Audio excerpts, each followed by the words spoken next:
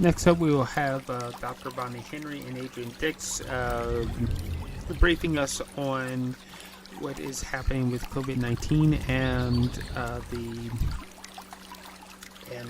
the province of British Columbia. So please stay tuned as we get to that in just a second.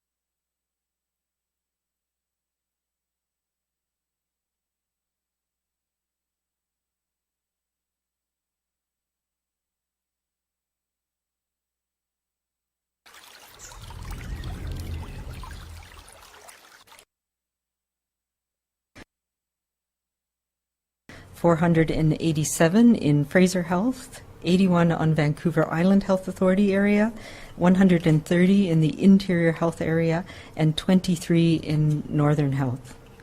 We have no new long-term care facility outbreaks. It remains at 21. However, we do have some new cases, and we're up to 226 people in long-term care or assisted living who have tested positive, including 138 residents and 88 staff. Right now, we have 135 people who are hospitalized in British Columbia. That's a slight decrease in the last 24 hours, and 61 people in critical care or ICU, and that as well is a decrease of 5 people in the last 24 hours.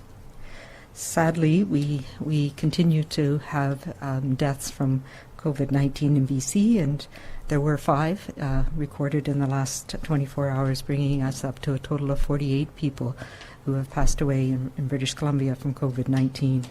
And unfortunately, it continues to differentially affect our elders who are in long-term care, including 2 people who died for the first 2 deaths in Amica, Edgemont, one of the long-term care homes that has been experiencing one of the outbreaks, and an additional person in the Lynn Valley Care Centre. And our hearts as well go out to those people, their families, and the care teams in the long-term care homes who are doing so much to try and protect and care for people. We now have 838 people who meet the criteria for recovery and are no longer in isolation in British Columbia. A couple of things I wanted to bring up today quickly. You would have heard at 1:30 today that the Premier has announced that we are stepping up our partnership with our Canadian Border Service Agency and the quarantine service at our land borders, and we will work together to support each other to continue to ensure that we can flatten the curve of this outbreak here in British Columbia. And that includes making sure that we don't have gaps in our firewall. And part of that is ensuring that people who come back from traveling overseas, who have a risk of being exposed to COVID-19 because of those travels, are able to join our firewall to make sure that they have the means to do what they need to do to self-isolate for 14 days when they come back, to best protect both themselves, their families, and our communities across BC. So the piece that we are adding, you would have heard today, is ensuring that everybody who comes back has an approved self-isolation plan that they attest to and that they sign off on, and that we are there to support and welcome them and make sure they have the means and the things that they need to be able to adhere to this self-isolation plan. And that may mean for some people that they spend some time in our quarantine facility that we'll be partnering with the federal government on until the important pieces that they need are in place to be able to self-isolate effectively at home. For many people, for most people, I'm sure, it will mean that they go directly home and that we're able to support them by providing things like groceries, medications if needed, and other things to make sure that they are able to effectively and safely care for themselves and to self-isolate in their community. We also are going to be doing regular check-ins on everybody who is in self-isolation to make sure they have the things that they need to continue to follow the measures that we need them to take, and that they are able to be connected quickly to health services if those are needed, and they know who to contact should they have needs arise while they're in self-isolation. And I want to thank particularly the many community organizations and public servants across British Columbia who stepped up to be part of this initiative. It's a really important thing that we can do to welcome home our fellow people from British Columbia and make sure that they have the means to stand with us and make sure we're doing all that we can to continue to prevent transmission of this virus in our communities. I will also mention, as we're coming up to the long weekend, that we've said this before and we'll say it again. We need to stay home. this weekend. We need to be close to our families, to the people that we share our homes with, and we need to reach out to others virtually and stay connected. But this is not the time to take unnecessary travel. It's not the time to go to some of our smaller or more remote communities where the services may not be available to support you or to support the community should this virus be introduced into those communities. And we need to make sure that we consider the impact that such a misstep could have on everything that we have done and everything that we have put together in the last couple of weeks, and to make sure that we continue to keep our firewall strong. So we are in this together, and I said this week every day, we are in the thick of it right now. We are still watching what's happening across the country and across the globe, and it is no time for us to let up at all. And I want to thank everybody for who's doing their part, and others who may find this challenging. But this is the time where we can be together to support each other in being able to do what we need to do right now. And that's all about safe distancing between us, not connecting with people physically, but connecting with them virtually, making sure we're supporting each other, making sure we're doing the cleaning our hands regularly, covering our mouth, and staying away from others, particularly if we're not feeling well ourselves. So every day that we are doing this is making a difference. It's making a difference in our communities across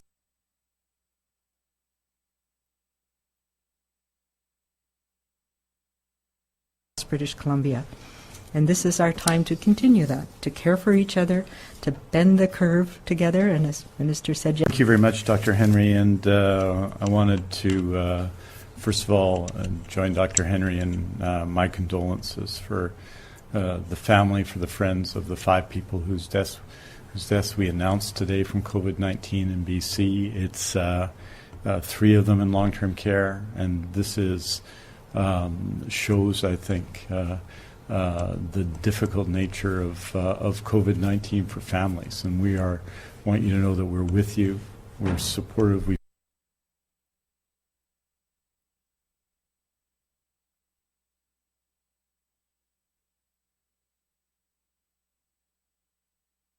see your grief, and it's one of the things that I know drives Dr. Henry, but everyone involved.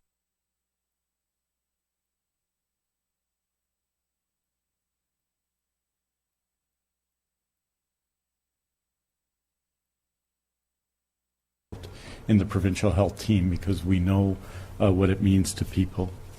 I wanted to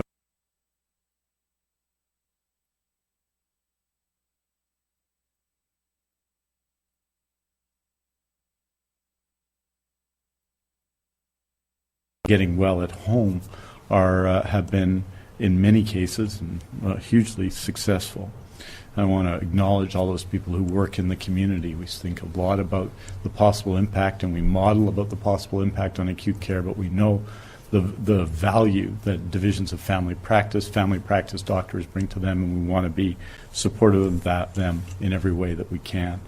We have 135 people hospitalized from with COVID-19 in BC today. That's 48 in Vancouver Coastal Health, 62 in Fraser Health, 10 in the Interior Health Authority, 11 in the Vancouver Island Health Authority, and 4 in the Northern Health Authority, and that's down from the high point, which I think was 149 on Friday or Saturday. We have, of course, as you know, opened up, and there are many empty beds in acute care, 4,514 today, which is roughly what it was yesterday. That's a level 58.5% full right now of capacity. In critical care units, it's under 50% or 48.8%. Wanted to express my appreciation for the Premier's announcement today of more supports, of significant supports for people returning home to Canada. I think our message is very clear that the day British Columbians come back to British Columbia is the day they have to join with the millions of British Columbians, all of the people in public health, in joining the fight against COVID-19. And part of our effort is to support them in doing that and to ensure that we don't introduce COVID-19, that we can, at this stage in the process when we're doing so much work to flatten the curve, and that all of the people who return home, as we would hope Canadians to return home in difficult times, are supported in their efforts to self-isolate for 14 days without exception at all. And I want to particularly express my appreciation to the Premier who led this effort, to Minister Farnworth, to all of the people supporting their efforts. I want to acknowledge the support of Ravi Kahlon, an MLA, who's one of our MLAs who is part of this effort. I want to acknowledge federal officials like Minister Qualtrough. One of the things we try and do is appreciate people who are working, especially working in healthcare right now. I just wanted to acknowledge someone who I've had the opportunity to listen to by conference call almost exclusively in the last little while, Dr. Teresa Tam, our country's Chief Medical Officer of Health. I think I almost certainly speak for Dr. Henry. I know I speak for Dr. Henry when I say that I think I've come to count on her thoughtful, intelligent, generous, and strong approach. She's a remarkable leader, and I wanted to express my appreciation to her and all the people working with her for all the work they do every day. I want to also acknowledge the people who are rejoining the profession, now 58 doctors, now 947 people in nursing, including everyone from RNs to nurse practitioners to LPNs to registered psychiatric nurses to care aides who've come back to the profession to help us at this difficult moment, the 38 allied health professionals who have done the same. And finally, I want to note Minister Heyman announced it today, the closing of BC parks for this weekend especially, which is important. People need to not travel this weekend. I had the opportunity to talk a little bit to my colleague from Alberta, Tyler Shandro, about this today. I think it's important. We admire our neighbors just as we admire people in Washington State. We admire our neighbors to the east, Easterners in Alberta, and we have deep and historic ties. But this is not the time for people from British Columbia to visit Alberta, for all of the reasons to visit Alberta. It's not the time for people in Alberta to visit British Columbia. It's not the time to be traveling to second homes. This is the time where all of us need to flatten the curve. And so I want to strongly, strongly encourage people to stay home, to not travel unnecessarily this weekend. There's sometimes, and lots of people for essential work who need to travel, we understand that. And for all of those celebrating all of our religious holidays this weekend, Ramadan to Passover to Vaisakhi to Easter, and to those who don't, for them, at the very least, spring is a time of renewal. And this will be a long weekend like we have never experienced. Its religious and family significance is as strong as ever, but we must find different ways to make it memorable, restorative, and affirming. Find the virtue in virtual and telephone connections. Find togetherness without gathering. Find comfort in your own home with your family. Embrace the renewal this weekend offers us all. And with that, also renew your commitment to all the actions we need to take together, all of us, every single one of us, to stop the spread of COVID-19. Remember all that Dr. Henry has asked of us. It's all important, and it's done because this is our effort, our fight, our action together to bend the curve. We have to be 100% all in, and we especially have to be 100% all in as we go through this long weekend. Thank you very much, and we're happy to take your questions. Okay. En français? Quelques mots en français? Oui, bien sûr. Je l'oublie de temps en temps. On a aujourd'hui 45 nouveaux cas de COVID-19 en Colombie-Britannique pour un total de 1336 cas en Colombie-Britannique. Malheureusement, il faut annoncer qu'on a eu depuis hier 5 nouveaux morts de COVID-19 en Colombie-Britannique, ce qui est une tragédie pour ces familles, tragédie pour tous ceux qui travaillent dans le système de santé et tragédie pour toute notre communauté. Et donc, on veut reconnaître ces familles et ce dont ils souffrent actuellement. Il faut dire que maintenant, on a 4514 lits ouverts en Colombie-Britannique dans les hôpitaux partout en Colombie-Britannique, ce qui est un fait extraordinaire. 42% des lits sont ouverts actuellement. sont vides actuellement. Donc, ça, c'est un changement important. Et surtout pour ce week-end de Pâques, il faut que tout le monde, si c'est pas nécessaire de ne voyager, que tout le monde décide de ne pas voyager ce week-end. C'est absolument nécessaire pour notre effort, pour qu'on puisse être 100% dans la bataille contre COVID-19. Merci beaucoup, and we'll take your questions. Thank you.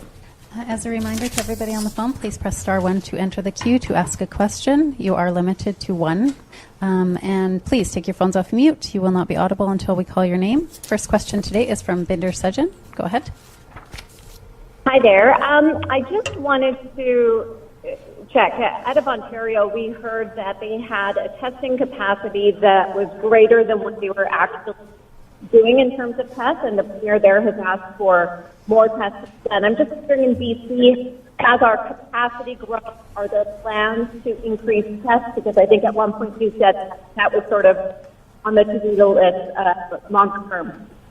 Yes, absolutely. And our capacity has grown, and our testing has decreased with the focus on people at higher risk. I will also say that the number of tests being done has decreased for other reasons as well, and part of them is that we're not seeing as much respiratory infections in the community right now. So when we were doing, early on, when we were doing the broad testing that we were doing, our positivity rate was less than 1%. It was around 1%. It's now quite a bit higher. It was 6 or 7%. So that does tell you that 95 to 99% of the people who are tested do not have COVID-19 or don't test positive. Yes, we have changed our strategy as we've seen the numbers decreasing in the populations that we've been targeting over the last 2 weeks in particular. We're starting to increase the number of people that we're testing in the community, and for physicians to be able to test more broadly now as well. One, because we have the capacity, but also because as influenza goes away, anybody with a respiratory illness now has a higher probability of potentially having COVID-19. So it's been the strategy, and I think I've mentioned it many times, that we will change as the epidemiology of what's happening in our community across BC is changing. So we do expect that our testing numbers will go up again in the near future, and we'll be looking again at making sure that we're identifying any clusters in our communities. We're still doing that, and particularly in areas of the province where there's not been a lot of community transmission. That has been the focus, but I expect will increase over the coming weeks. Next question is from Vaughn Palmer, Vancouver Sun. Minister Dix said yesterday that about half of the deaths, I think around 24, occurred in just associated with the outbreaks in just those 2 care homes, long-term care homes in Vancouver.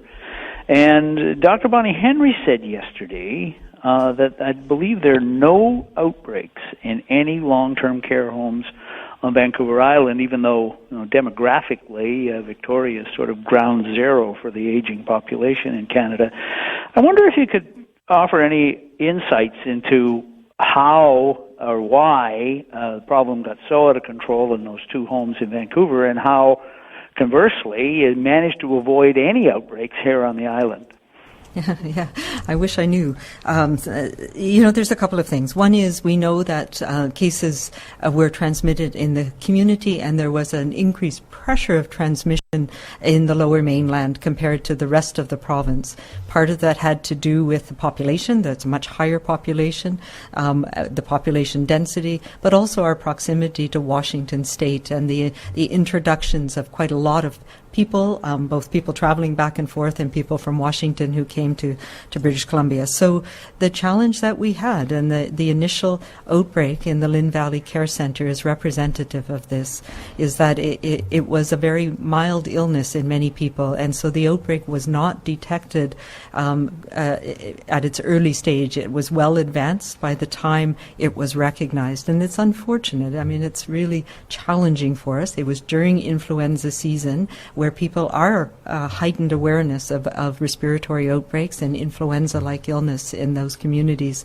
But there were, in retrospect, quite a few people, both residents and staff, who were affected by the time it was recognized. And this just shows us how challenging it is to play catch-up with this virus when you don't detect an outbreak early. And we have that same example from Washington State, where they had a number of care home outbreaks as well.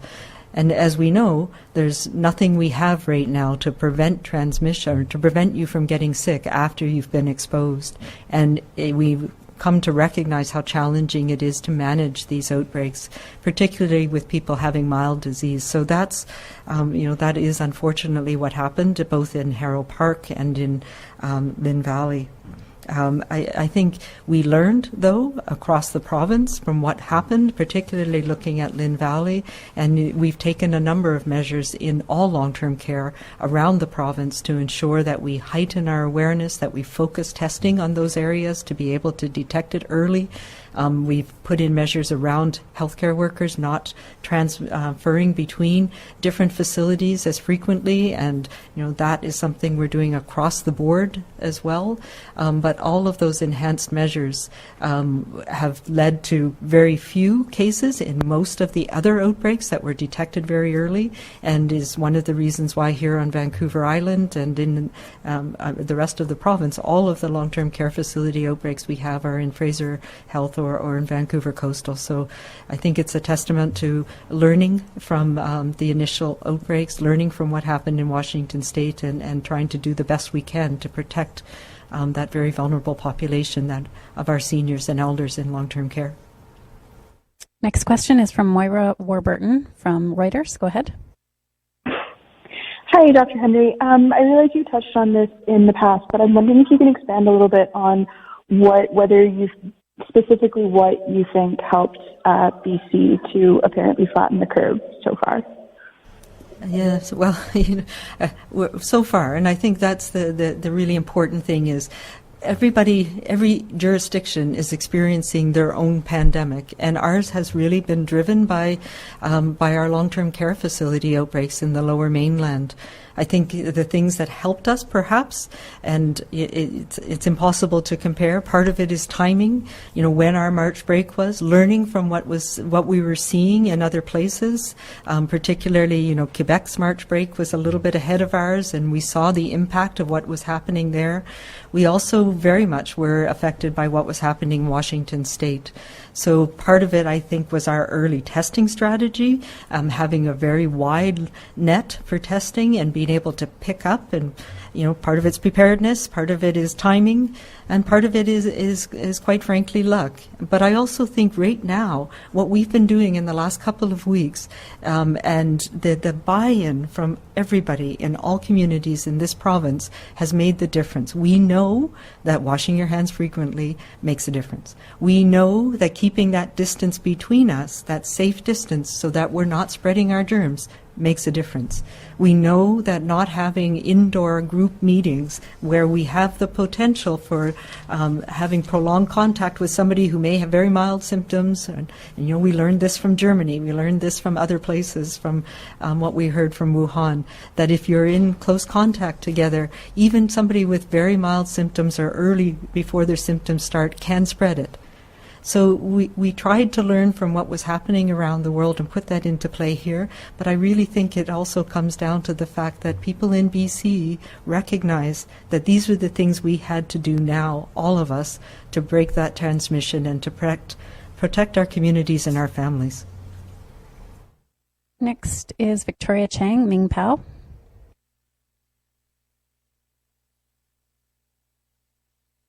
Victoria? Okay, moving on. Justine Hunter, Globe and Mail. Thank you. We learned earlier this week in one of the briefings that we're at a phase 4 in terms of PPE levels. And that means that at least one item will be depleted within a matter of days. I'm wondering if you can confirm if that one item is N95 respirator mask. And can you bring us up to speed on what your quality assurance measures have been finding? Has our testing revealed any problems with the masks that BC has obtained so far? Yeah, so when we moved to Phase 4, it was because of concern about, there's a whole bunch of factors there, so it wasn't one single thing. It was about needing to preserve all of our personal protective equipment. At that point, we did have grave concerns about our respirator supply, but we also knew that we were burning through quite a lot of regular medical masks. We had issues with gowns. We had issues with face shields as well. So it was recognition that we needed to move very quickly across the health sector. So everything from pre-hospital care, paramedics, our other non-paramedic responders, making sure that across the system we were doing everything we could to preserve PPE. It was not just one thing. It was also recognition that what was happening globally would affect us, and we needed to take action quickly to preserve our long-term supply at the time that we were actively going out and trying to procure the supplies we needed across the board from around the world. And we've had amazing businesses step up, as you've heard, both across Canada and here in BC to support this. So far, the testing that we've done has not revealed any concerns that I'm aware of, but there's more to be done. So we don't actually know yet. Some of the supplies that recently came in are still undergoing the process. Yvonne Raymond, CTV. Hi, Dr. Henry. We're hearing from Victoria construction companies that they're worried some of their workers have COVID-19. I guess they're sending their staff home, but they're still expected to keep up with projects, and of course, they've been deemed an essential service. So for the workers who have symptoms, can they not be tested to ensure the safety of everyone else? Yeah, so any worker, any essential worker, anybody who has symptoms does have the ability to be tested, but the first thing that they need to do is isolate from others so that they're not passing it on. And we don't want people working sick, whether they have COVID or whether they have something else. So there is a process that involves being assessed about whether testing is needed, and it depends on the symptoms. And for all of the essential workers, the first and best thing that we want people to do is to self-isolate, stay home, stay away from others if they're sick until they recover. And if they need health care, to come into our health care system. But if there are, so it depends on whether there's essential mission critical people. So that is what I would say for any construction company, for any grocery store, that you need to support your workers to stay home if they're sick. They should not be coming to work if they're sick. It's only if there's a key person that is the only person that can do that job and they absolutely have to be there that you want them to be in the site. And we have that in some of our healthcare settings, for example, or key people that on a fire service or a police service. So the bottom line is, testing or not, people who are sick should not be at work. Ethan Sawyer, CBC. My question is, does the province need to change its procedures when it comes to checking up on people who are infected with COVID-19 while at home? I'm asking because BC has now seen 2 people die at home who were relatively young. Should people be coming into the hospitals instead of staying home so this doesn't happen? Yeah, obviously we are looking through all of what we're doing to support people who are self-isolating at home, trying to make sure if there are risk factors for, as we're learning about this virus and how it affects people, we have been learning there's a critical period of time, usually in the second week, so around day 5 to day 10. And we see that with, for example, the Prime Minister in the UK, in Britain, where some people will just be getting better and be fine. Other people can very quickly go downhill. So that's a critical period of time where we do want to make sure that anybody who has any concerns gets the health care that they need. We do have processes where we have daily follow-up with people who are ill, who are known to have COVID-19, and we need to put the message out in a more, perhaps in a better way, around people who are self-isolating because they've traveled. If they have any concerns, and we do give this message, but we need to say it again, if you have concerns about shortness of breath, if you have concerns that your fevers and your feeling unwell is not resolving, particularly after 5 to 6 to 7 days, then call 811, call 911 if you can't breathe, if you're feeling short of breath, if you have chest pain. You know, it is important that people know that these are signs that you need to seek additional help. Just one very small additional point. We've added enormous resources to 811. That the average wait time at 811 yesterday was under 30 seconds. And so people should feel they can contact 811. They can get in touch with the healthcare system, talk to their family doctor. Many of them, most family doctors are engaged in virtual care now. So there are ways to support people in the home, but I just wanted to bring the 811 figure because the people working there have been doing just an extraordinary job. Next question, we're going to try Victoria Chang again. Ming Pao. Oh, hi, Dr. Henry. I'd like to know for the new 5 days, 3 are the seniors residing in those long-term care homes. Can you give us more detail about the other 2? Are they young? If they die at home for these 2 more new deaths? I don't have the details on the other 2 deaths that we're talking about. One of them was in the Fraser Health, the other in Vancouver Coastal. My understanding is they were in hospital, but I'm not entirely sure on that. The age remains elderly, people over the age of 70 in particular. Next question, Richard Zussman, Global News. For Dr. Henry, how do you respond to families of seniors living in independent living facilities who say the province isn't providing PPE or infection control staff in the case of an outbreak and are worried staff are still allowed to work at multiple homes? Yeah, so independent living homes are different than long-term care facilities, and they're where people are exactly that, living independently. They tend to be healthier. They tend to be able to self-isolate. For example, we do have a program through public health to connect with people in independent living, to provide them support, and we've been working very closely with them across the province to put in place the measures as you would in an apartment building or a home. So there are some things that they do communally that may not be appropriate during this period of time, for example. But it's not the same situation as the people who are requiring care in a long-term care home. So it's a very challenging situation. You know, there's not an easy answer to any of this, and we need to put protections in across the board for people who are more vulnerable, including people with disabilities, our elderly family members and seniors in our community. And I know we're trying to do that as best we possibly can in all those settings. Mary Griffin, Check News. Hi, thanks very much for this. Just wondering, Dr. Henry, you said you were going to come out, I think, with modeling again next week. And I was just wondering, with the new cases seeming to plateau or even decrease some days, at what point would you anticipate bringing back some of the services to hospitals, such as maybe reintroducing some of the elective surgeries?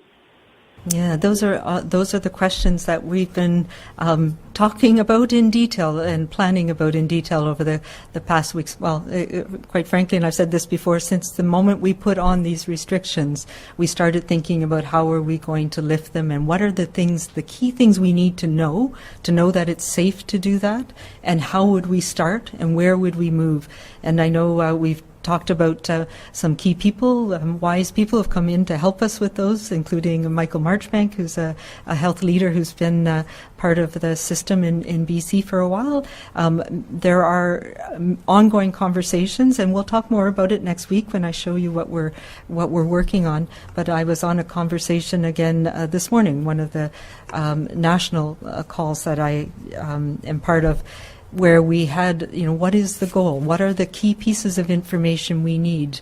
For example, what's the evidence around children and how children get this virus and spread this virus or not spread this virus, and pulling those evidence reviews together to inform our decision for when it might be safe to restart in-classroom schooling, for example. So all of those questions are being worked on. I don't have the answers today.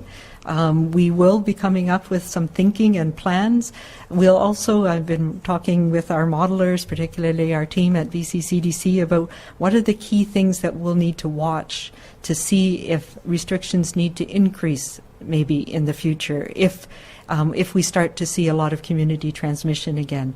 So it's a balancing game for the next few weeks to months, but our aim is to try and increase and get back to what we can do in a measured and thoughtful way as soon as we can. Next question is from Les Lane, Times Columnist. Go ahead. Well, thanks. About the requirement for self-isolation plans from all Canadians returning home starting Friday in BC. I got an estimate of about maybe 600 international travelers a day now going through YVR. And I think Global Affairs Canada has a couple 100,000 Canadians still registered abroad. I was just wondering if you expect that traffic count at the major crossing YVR to continue like that, and what's your estimate of what that count will do over time? Yeah, so we've been watching that very carefully as well. It has decreased. It was in the 2,000 to 3,000 over the last couple of weeks. We're also looking at land borders and the land crossings. We know that Canadians are still looking to come home, and rightly so. This has been a challenging situation globally, and we want to be able to best support people who are coming home to BC to make sure that they can do what we need them to do, what all of us need them to do. So that's what this initiative is about. I suspect that we've also been working with the federal government. There was flights coming into both Kelowna and Victoria from areas in the U.S. in particular, and those will all be now diverted to YVR to make this an easier process for us. We are hearing that people are continuing to come back, and as a matter of fact that there's a groundswell of many people in the U.S., for example, wanting to get home as the crisis continues there. So I suspect the numbers will fluctuate, but I would not be surprised to see them increase over the next couple of weeks, but I wouldn't imagine that they would explode. It's still a challenging time for travel right now globally. Keith Baldry, Global News.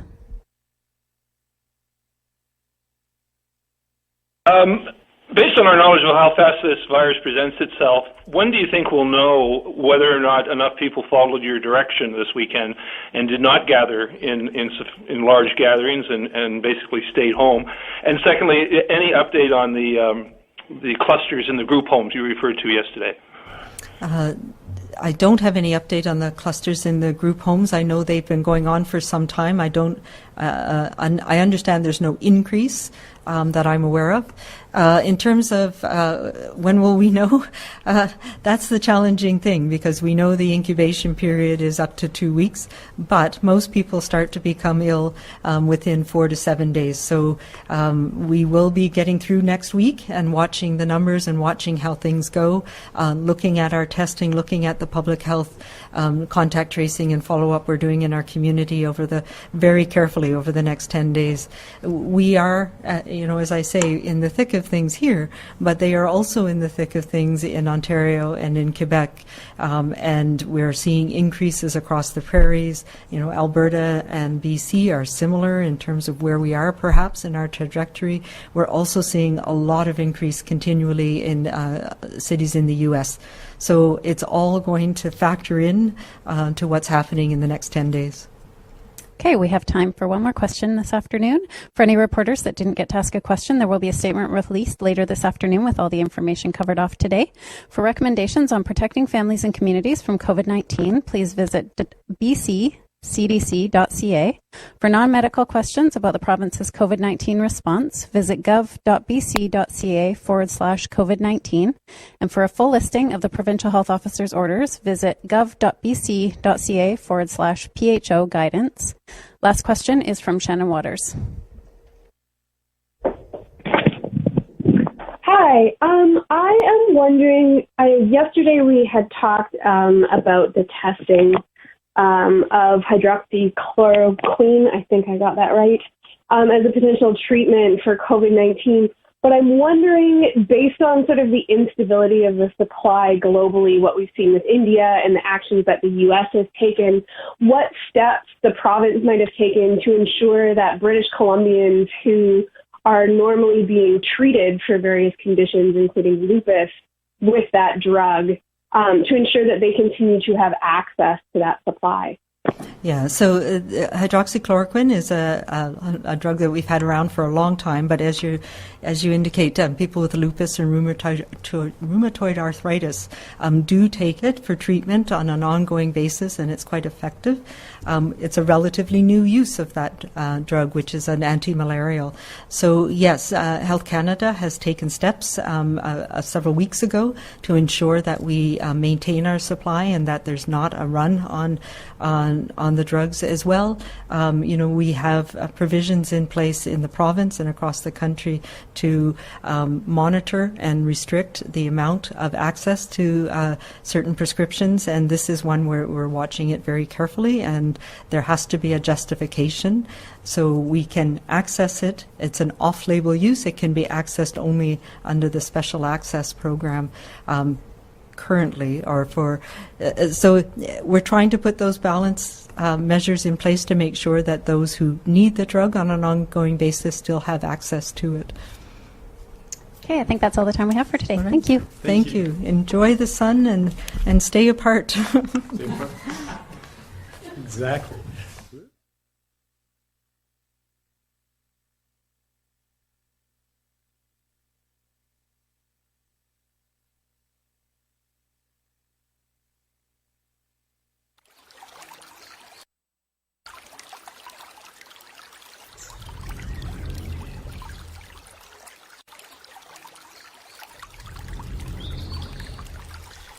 Okay, that was Adrian Dixon, Dr. Bonnie Henry, giving us an update on the situation with the pandemic for British Columbia. Thank you for listening to Depictions Media, and please go to check out our website at depictions.media.